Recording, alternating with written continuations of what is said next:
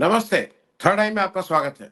अब एक माहौल बनाया जा रहा है, वो चाहे ओपिनियन पोल हो, अलग-अलग उस पार्टी मतलब अलग-अलग संस्थाओं के ओपिनियन पोल से, और वो जो मैं जिस तरह से उसको देख रहा हूँ, वो केवल एक एक्सरसाइज़ है कि किसी तरह से कोशिश ये है कि जो नैरेटिव सेट किया जा रहा है कि आएगा तो मोदी ही। कुछ कर लो, आएगा तो मोदी ही। वो जो ईवीएम को लेके बात करिए या ओपिनियन पोल को लेके बात करिए कि आएंगे तो मोदी। जिस तरह की अभी जो विमर्श चल रहा है और जो कह रहे हैं, मैं उसको सिर्फ ईस्टर्न इंडिया की बात कर ले रहे हैं, और ईस्टर्न इंडिया में भी मैं खास करके दो स्टेट की बात कर रहा हूँ, क्योंकि वो दो स्टेट इंडिया अलायंस के लिए सबसे अहम है, मैं कहूंगा। अगर सारी स्टेट को लें तो उसमें ये दो स्टेट बहुत अहम है, क्योंकि यहाँ की जो लीडरशिप है वो अ, पूरी तरह से राष्ट्रीय राजनीति में उनका रोल और वो कहाँ पे फिट इन होते हैं ये भी समझ रही है, और उनके पास पर्याप्त नंबर की सीटें भी हैं। जैसे 42 सीट वाली वेस्ट बंगाल और 40 सीट वाली बिहार, तो दोनों मिलके 82 सीट्स केवल इन दो राज्यों से आ रही हैं।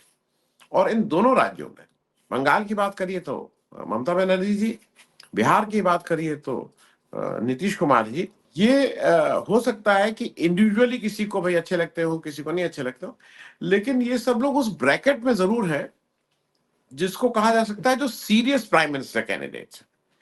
क्योंकि बाकी लोगों के लिए तो यह है कि अगर बिल्ली के भाग से छीका टूट गया तो प्राइम मिनिस्टरशिप मिल जाएगी। मायावती जी को लगता है कि अगर मैं इस पोजीशन में आ गई कि फ्रैक्चर्ड मैंडेट आता है, इतनी सीटें मेरे पास आ जाती हैं कि मेरे बिना कोई सरकार नहीं बना सकता है, तो फिर मैं बार्गेनिंग कर लूंगी। उनका कुछ ये है। हालांकि मैं किसी का नाम लेने से उन लोगों को बुरा लगता है, लेकिन मैं कई बार पहले भी कहा हूं, छोटे राज्यों के छोटे दल में अगर केसीआर साहब मन में हिंदुस्तान के प्राइम मिनिस्टर का सपना देख सकते हैं, तो किसी को भी हक है देखने का।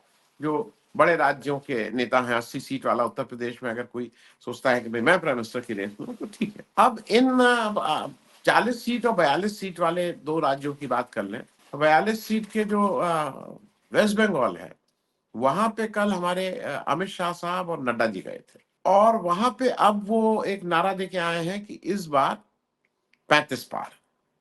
तो अमित शाह साहब 42 सीटों में अब उनके हिसाब से वो 35 सीटें जीत के आएंगे। अगर इसको साधारण उसमें करिए तो ये वहां की कुल सीटों का अगर 6 हिस्सों में करें तो ये 5/6, मतलब 6 हिस्सों में ये 5 हिस्सा ये जीतने की बात कर रहे हैं। अगर आपको याद हो तो अमित शाह साहब ने बंगाल के जब विधानसभा इलेक्शन हो रहे थे, तब भी इस तरह के वादे भी किए थे, इस तरह की मेहनत भी की थी।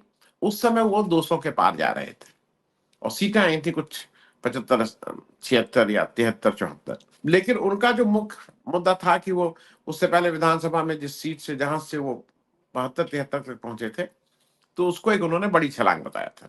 लेकिन उसका एक पक्ष ये है कि इसका मतलब जो अमित शाह साहब के बारे में बीजेपी के लोग खास तौर पे मानते हैं कि उनको एग्जैक्ट नंबर, उनको फ्रैक्शन तक नंबर पता होता है कि कहां पे कौन जीत रहा है। तो अगर अपने काडर को उत्साहित करने के लिए वो 200 सीट बोल रहे थे, उसकी 1/3 आई, सब मतलब 75 सीटें आई। तो इस बार ये मान के चलिए कि अगर वो 35 सीट बोल रहे हैं तो करीब उनको उनके हिसाब से 12 सीट तक बीजेपी की आ जानी चाहिए। जो एग्जिस्टिंग 18 है उससे कम है। एस्टिमेट भी यही है। एस्टिमेट इसलिए ये है कि जो हमारा इंडिया अलायंस है, उसके जो प्रमुख 3 घटक हैं, और प्रमुख मैं इसलिए बोल रहा हूं कि राष्ट्रीय स्तर पे कांग्रेस का एक इंपॉर्टेंट घटक है। बंगाल में जो जो डिसाइड करेगा और जिसके ऊपर सारा दारोमदार टिका है, वो तृणमूल कांग्रेस है। और तीसरा घटक दल लेफ्ट है। लेफ्ट के साथ एक चीज मैं कहूंगा कि अ, उनमें एक चीज बिल्कुल क्लियर है, वो बीजेपी को उनको हटाना है। उनकी अपनी विचारधारा में बिल्कुल क्लैरिटी कि उनको बीजेपी को हटाना है। और वो मैं एक बात की तरफ याद दिला दूं, पहली पार्टी अ, हुई है इस देश की, सीताराम येचुरी का बयान आया है और उन्होंने ऑफिशियली ये कहा है कि उनको इनविटेशन मिला है राम जन्मभूमि के जो प्राण प्रतिष्ठा हो रही है नए मंदिर की, उसमें आने का, लेकिन वो उसमें भाग नहीं ले रहे हैं। और भाग नहीं ले रहे हैं उसके उन्होंने पूरे कारण गिनाए हैं। मुझे लगता है कि इस देश में जो सीताराम येचुरी का स्टैंड है वो हर पॉलिटिकल पार्टी का स्टैंड होना चाहिए, लेकिन वोट की राजनीति है, नैरेटिव से चलता है। राम, अब वो अगर मीनाक्षी लेखी जी कह रहे हैं राम जी जिनको बुलाए होंगे वही पहुंच पाएगा, तो इस तरह की बातों से अगर हम गवर्न हो रहे हैं, तो सीताराम येचुरी जी का कहना है कि स्टेट का किसी रिलीजियस फंक्शन में भाग नहीं लेना चाहिए। ये भारत के जब आजाद हुआ उसके बाद जब संविधान बना, तो नेहरू जी का भी उस समय ये स्टैंड हुआ था कि रिलीजियस फंक्शन आपका व्यक्तिगत मामला है, सरकार को किसी भी रिलीजियस फंक्शन के लिए उसका पार्टी नहीं बनना चाहिए। आप व्यक्तिगत रूप में तो सभी लोग कहीं जाते हैं, व्यक्तिगत रूप में भाई जिसको जिस धर्म का है उस धर्म की अपनी बात करिए, उसको प्रैक्टिस करिए। लेकिन सीताराम येचुरी का कहना है कि संविधान हमारा ये छूट नहीं देता है कि कहीं से भी स्टेट जो है वो धार्मिक उसमें धार्मिक इस तरह के कार्यक्रमों में हिस्सा ले। संविधान का ये उनके हिसाब से गैर संवैधानिक है। मुझे ये बात अच्छी लगी, कम से कम उन्होंने ये स्टैंड लिया है। बात रेफरेंस हो रही थी, कभी कभी मुझसे लोग कहते हैं ना कि आप कहाँ की बात कहाँ ले, बात हो रही थी बंगाल की। और बंगाल में मुझे जो अभी तक का पास्ट रिकॉर्ड है, कम्युनिस्ट की वजह से पिछले कम से कम 20-25 साल में, उनके बारे में बाकी क्या कहा जाए, उन्होंने आजादी में क्या किया था क्या नहीं किया था, लेकिन अभी कम्युनिस्टों की वजह से मैंने कोई गठबंधन टूटते हुए नहीं देखा। उनका यूपीए 1 में जब मनमोहन सिंह साहब ने न्यूक्लियर डील की थी तो उनका बिल्कुल साफ साफ स्टैंड था, इस वजह से उन्होंने वापस लिया था अपना सपोर्ट। लेकिन अदरवाइज सीट शेयरिंग के नाम पे मुझे कम सीट मिली, उनको ज्यादा मिली। मैंने कम से कम कम्युनिस्ट पार्टी की, और वो कोई धड़ा हो, सीपीआई सीपीएम सीपीआईएम को अलग होते हुए नहीं देखा है। इस दृष्टि से मुझे ऐसा लगता है कि वेस्ट बंगाल में अगर ये इंडिया गठबंधन काफी हद तक मतलब सीट शेयरिंग सेटल हो जाती है, और अगर 2-4 जगह फ्रेंडली कंटेक्स्ट भी हो जाता है, तब भी ये एक बड़ी उपलब्धि होगी। और ऐसे में बीजेपी का 18 सीट का परफॉर्मेंस रिपीट करना तो करीब करीब इम्पॉसिबल है। वो कह रहे हैं कि वो 35 सीट के ऊपर लाएंगे, तो वो केवल अपने कैडर को उत्साहित करने के अलावा इसके अलावा और कुछ चारा नहीं है। दूसरी तरफ मुझे ये लगता है कि जो आप अगर हाल के दिनों में देखिए, तो ममता बनर्जी बिल्कुल जिसको कहते हैं ना ताल ठोक के बीजेपी के अगेंस्ट खड़ी हुई है। वो क्योंकि उनको अपनी स्टेट चलानी है, स्टेट चलानी है तो एक अपनी समस्याएं हैं जो केंद्र से के ऊपर आप कई चीजों के लिए आश्रित रहते हैं। लेकिन एक बार भी उन्होंने अभी तक कोई कॉम्प्रोमाइज की इंडिकेशन नहीं दिया है। बहुत से बात निकला कि भाई वो जो धनखड़ जी को जब वाइस प्रेसिडेंट बनाया गया तो उनको कॉन्फिडेंस में लिया गया था। इसको मैं अगर 99% रूल आउट कर दूं, 1% मान भी लूं, तो उस नेगोशिएशन में अगर बंगाल को उन्होंने कुछ उसको बंगाल को कुछ एक्स्ट्रा दिलवाया, बंगाल के कुछ पुराने पेंडिंग पेमेंट्स रिलीज करवा दिए, तो इसमें क्या बात थी, खराब बात है। तो आज की तारीख में 42 में 18 भी होना मुश्किल है। बिहार में पूरे प्राण प्रण से लगी हुई है बीजेपी इस नैरेटिव को सेट करने के लिए कि all is not well in India गठबंधन। लेकिन अगर आपको याद हो, कल या परसों ललन सिंह भी अपने जब किसी मीटिंग से निकले तो उन्होंने साफ साफ कहा कि ऑल इज वेल। अब मुझे मुझे ऐसा लगता है कि बिहार में जो एक चीज बार बार ये कही जा रही है कि नीतीश कुमार गुस्सा है, नीतीश कुमार जा सकते हैं वापस।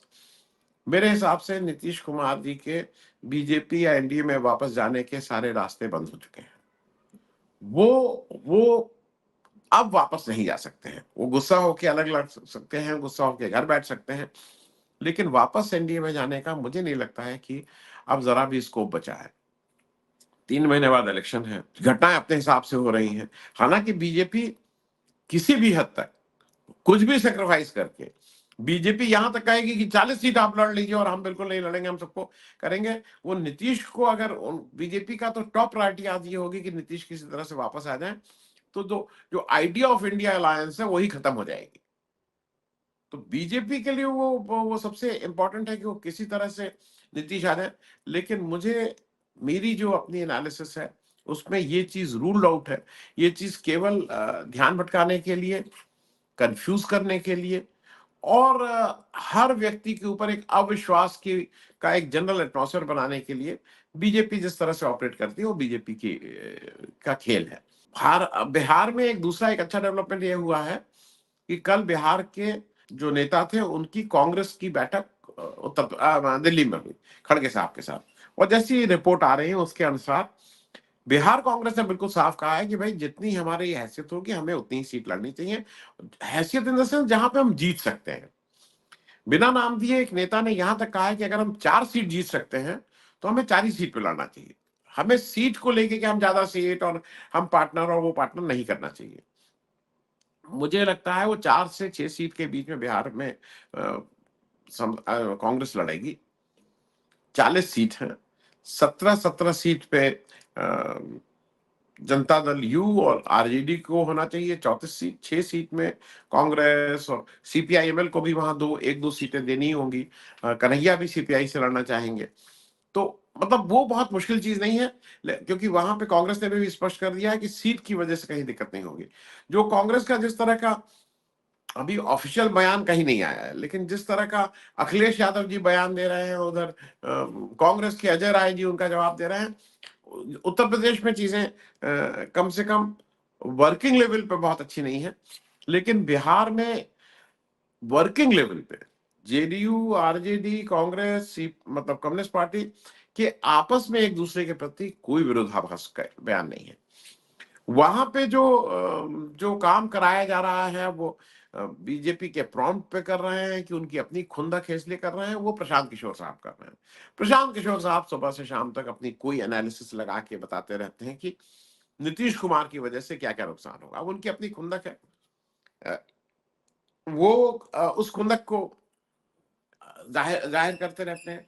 और जैसा मैंने कई बार कार्यक्रमों में कहा है, हमारे यहाँ दिक्कत क्या है कि जो भी पॉलिटिकल, शायद मैं उसको नहीं कहता हूं, नहीं तो हर पॉलिटिकल व्यक्ति के पास वो वो इलाज होता है कि अगर उसके इलाज को राहुल गांधी मान ले तो कांग्रेस का बेड़ा पार, अगर उसकी दिए हुए नुस्खे को नीतीश कुमार मान ले तो नीतीश कुमार का बेड़ा पार। कुछ इस तरह की बात हर आदमी कहता है।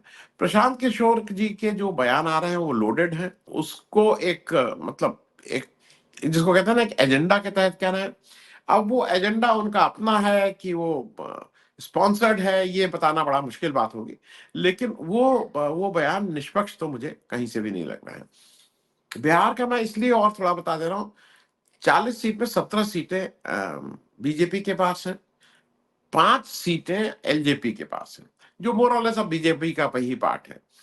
तो ये मान के चलिए कि 40 में 22 सीटें तो आज बीजेपी के पास है।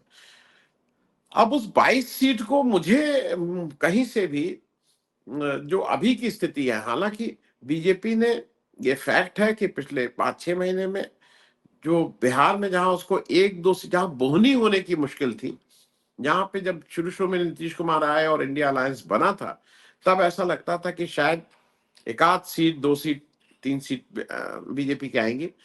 वो नंबर्स बढ़े हैं आज की तारीख में, क्योंकि इंडिया अलायंस की तरफ से बहुत गतिविधियां अभी नहीं हुई हैं, तो उस वजह से वो नंबर्स बढ़े हुए दिखाई दे रहे हैं। लेकिन एक बार इंडिया अलायंस भी मैदान में अगर ठीक से आके बिहार में मतलब जिसको कहते हैं प्रचार के लेवल पे अगर कूदेगा, तो तय बात है कि उसके पास बीजेपी के मुकाबले इंडिया अलायंस के पास वर्कर संगठन, नैरेटिव, ये सब कई गुना ज्यादा है बनिस्बत बीजेपी के। बिहार की मैं बात कर रहा हूं। तो अब बिहार में 10 का आंकड़ा इज ऑन अ वेरी, वो बहुत बड़ी साइट है। 10 का आंकड़ा, दहाई में बीजेपी का बिहार में जाना मुश्किल होगा। लेकिन अभी की स्थिति में वो 2-3 सीटों से आगे बढ़ चुकी है, क्योंकि जो मेरा मेरा अंदाज है वहां पे कोई उसको चैलेंज नहीं हो रहा है। तो ये 2 राज्यों में बीजेपी की दिक्कत है। एक 14 सीट की का राज्य झारखंड भी है, उसको भी ईस्टर्न इंडिया के साथ जोड़ लेना चाहिए। और वो मैं इसलिए जोड़ रहा हूं कि झारखंड में कोई मेरे ख्याल में 11 सीटें बीजेपी की थी 14 में, इस बार वो रिपीट होना थोड़ा मुश्किल है। हालांकि उनको बहुत उम्मीद है कि द्रौपदी मुर्मू जी भी उसी एरिया से आती हैं, आदिवासी उनको लगता है उनके पीछे खड़े हुए हैं, लेकिन ग्राउंड पे वहां का गठबंधन ज्यादा इंटैक्ट बिहार की तरह है। वहां पे एक झारखंड मुक्ति मोर्चा बड़ी फोर्स है, कांग्रेस वहां पे है, वहां पे आरजेडी और जेडीयू के भी अपने पॉकेट ऑफ इन्फ्लुएंसेस है, वो एक छोटी छोटी जगहों पे उन लोग भी हैं।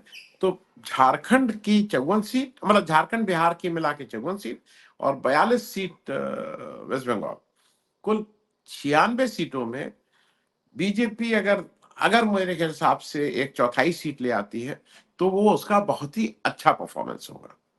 पर 24-25 सीट लाना will be a good performance अगर इन इन 96 सीट से लाती है। आगे और क्योंकि यहाँ पे एक और चीज है, इन तीनों राज्यों में का जो नेतृत्व इस समय है इंडिया अलायंस का, ममता बनर्जी, नीतीश कुमार, झारखंड मुक्ति मोर्चा, और यहाँ पे मैं जब नीतीश कुमार कह रहा हूँ तो मैं साथ में आरजेडी की भी बात कर ले रहा हूँ। आरजेडी, जेडीयू, जेएमएम और उधर तृणमूल कांग्रेस, ये सब मैच्योर है, ये सब ये समझते हैं कि असली खतरा क्या है, और उस खतरे को अगर ये साथ लेके नहीं मतलब उसका मुकाबला करेंगे तो इन सब के लिए ना केवल लोकसभा, इनके लिए अपनी विधानसभा, अपनी स्टेट चलाने में भी दिक्कतें होंगी। तो आने वाला समय बताएगा, लेकिन मेरे हिसाब से ईस्टर्न इंडिया में बीजेपी चाहे कुछ भी नैरेटिव सेट कर ले किसी के साथ भी, लेकिन उसकी दाल इन 3 राज्यों में गलने वाली नहीं है। थैंक यू सो मच, धन्यवाद।